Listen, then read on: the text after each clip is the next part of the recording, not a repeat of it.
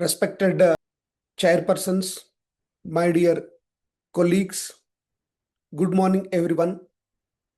I first of all thank the organizing team of 12th Golden Bridge International Urology Conference. Special thanks to the President Lee Jeon Jiming and my senior friend from Nepal, Dr. Sanjay Kadgi, for giving this opportunity to talk on telesurgery future perspectives. I am sharing my screen. I hope it is visible and I am audible. So telesurgery future perspective, bridging distance through precision robotics. I am myself Dr.V. Chandra Mohan, senior consultant urologist from Preeti Kidney Hospitals, Southern India, Hyderabad. So definition of telesurgery involves performing surgical procedures using robotic systems where the surgeon and patients are geographically separated. Enables expert surgeons to operate remotely via robotic arms controlled in real time. So it involves key components like any robotic surgery system of whichever company which has facility of robotic surgery, high-speed internet connectivity, telecommunication devices, software platforms, and trained personnel. I myself know conflicts of interest using this SSI mantra, indigenous Indian system. This needs high-speed internet connectivity. In India, we have as of now 5G internet facility at surgeon console and operation theater made telesurgery feasible. In China, 6G and 7G also possible in developed countries. So that will make the telesurgery more possible. Telecommunication devices for robotic surgery include primarily a fiber optic cable or 5G network, satellite communication, high capacity encoder and decoder systems. The software platforms used are user-friendly ergonomic surgeon console with advanced hand-eye coordination, 3D high definition visualization, predictive analytics for risk assessment, AI-driven DICOM viewers.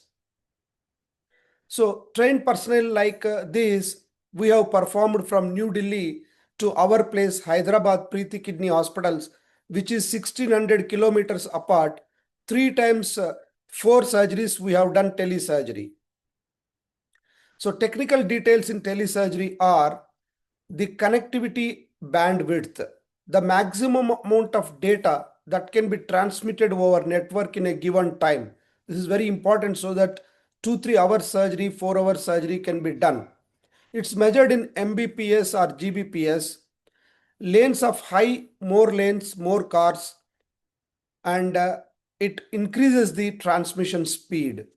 High bandwidth means faster video, data transfer faster, and smoother telesurgery.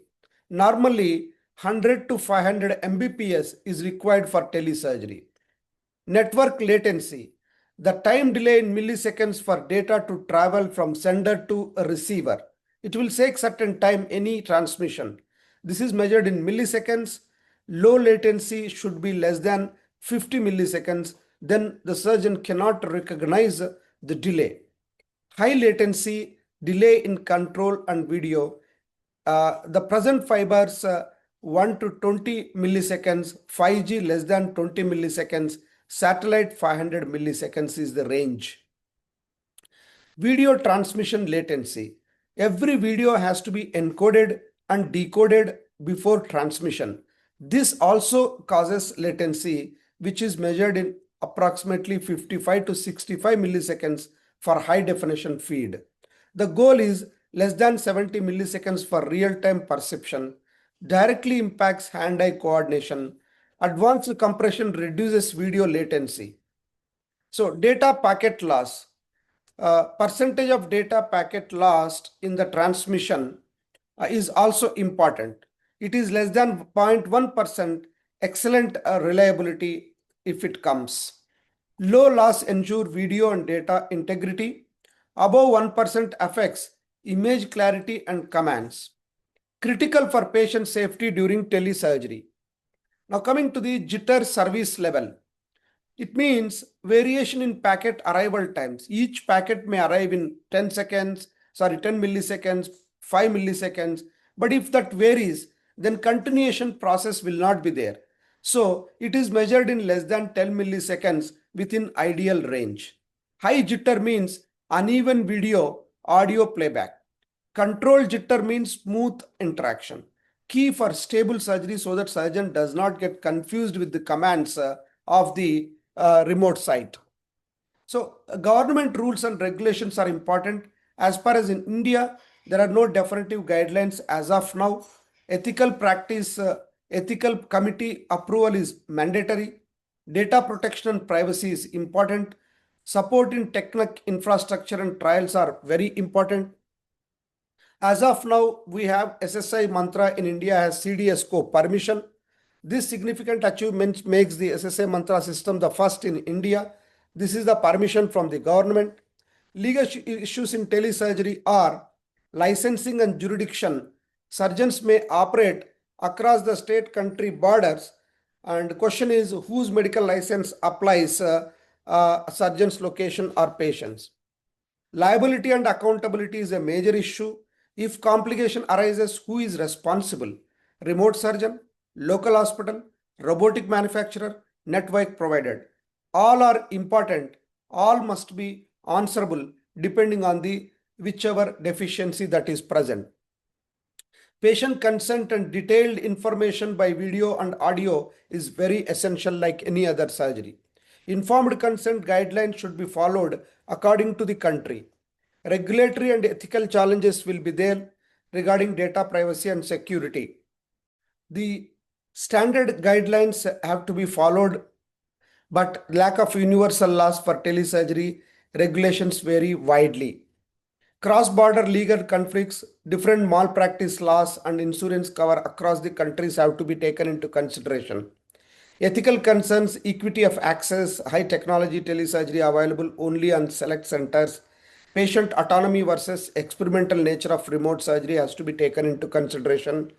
Mitigation strategies, robust informed consent are essential, clear interinstitutional agreements on liability, surgeons licensed in all applicable jurisdictions, strong cybersecurity, redundancy systems, and video documentation are necessary. Insurance that specifically covers telesurgery risks. So what the surgeries we have done are, we conducted from Preeti Kidney Hospital to Apex Hospital. Okay, sir. Did you put ureteric catheter? Only So you were saying catheter? done by the Preeti Hospital team, vesico-vaginal fistula repair, where other surgeon doesn't have capabilities of doing vesico-vaginal fistula surgery. So we did 1600 kilometers apart. You can appreciate there is no patient at my hospital, and this is the SSI Mantra system. Absolutely no delay can be recognized. You can appreciate the vaginal repair with 20 Vicryl without any delay, and the commands which we were using were correlating with the surgical steps. Now, the other surgery which we have done is another VVF repair. Then ureterovaginal fistula repair is also done. This is the left lower ureterovaginal fistula. We made the bladder and vaginal wall.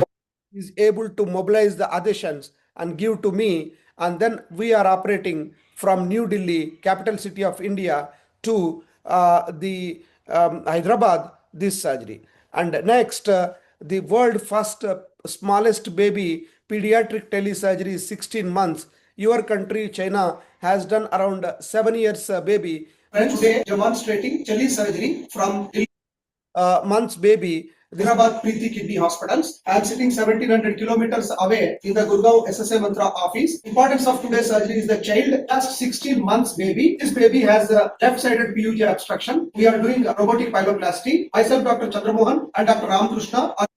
So we did this surgery with precision and there wasn't any problem. We can appreciate the clarity of the vision of the pelvis, small ureter, and that ureter is cut with highest precision. This is a very small ureter. Stenting, suturing was easy. With this, telesurgery is a possibility even in developing countries like India. It is already 50 surgeries are done. Disadvantages are high cost of setup and maintenance, requires uninterrupted internet and power supply, legal and ethical concerns over liability, technical failures may pose serious risks, training and infrastructure limitations in rural India, and so future of telesurgery is certain important things which I wanted to mention are the 5G 6G networks, AI and machine learning, virtual reality, hepatic sensors, these to be considered into consideration. Full autonomous robotic systems for routine tasks may come, cloud-based surgical platforms for data sharing and learning, digital twins for surgical simulation and rehearsal, integration with the IoMT, Internet of Medical Things is essential. The global impact may be there. Equal access to specialized surgery in rural and underserved areas, disaster relief and space medicine applications, cross-border surgical collaborations and training. So ultimately, challenges and limitations are network latency and reliability, the cybersecurity and patient data protection, regulatory and ethical concerns, as mentioned earlier. The research and development trends are also important. Development of AI co-pilots for predictive control, use of quantum communication for security telesurgery links, miniaturization of robotic instruments, expansion of open source telesurgery frameworks, all will come into picture.